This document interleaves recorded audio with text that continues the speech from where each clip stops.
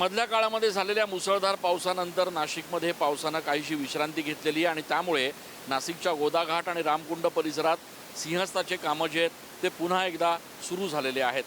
सिंहस्थाच्या कामांना जोरदार सुरुवात करण्यात आली होती, मात्र ज्या पद्धतीचा पाऊस नाशिकमध्ये गेल्या काही दिवसांमध्ये झाला त्याच्यामुळे हा संपूर्ण रामकुंड आणि गोदाघाट परिसर पाण्याखाली होता।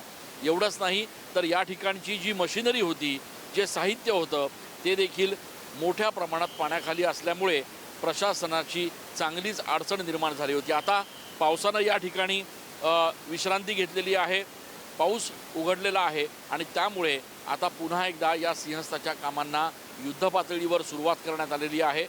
2027 मध्ये होणाऱ्या सिंहस्थ कुंभमेळ्याचं केंद्रस्थान असणार आहे तो नाशिकचा गोदाघाट आणि रामकुंड परिसर, ज्या ठिकाणी नवीन घाट बांधले जात आहेत, घाटांचं सौंदर्यीकरण केलं जात आहे, त्याचप्रमाणे मोठ्या प्रमाणात या ठिकाणी डेव्हलपमेंटचे कामं जे आहेत ते केले जात आहेत। पावसामुळे जो व्यत्यय आला होता तो आता दूर झालेला आहे आणि त्यामुळे पुन्हा एकदा या सगळ्या कामांना आता युद्धपातळीवर सुरुवात झाली आहे। कॅमेरा पर्सन योगेश सह मी चंदन पूजाधिकारी, TV9 मराठी।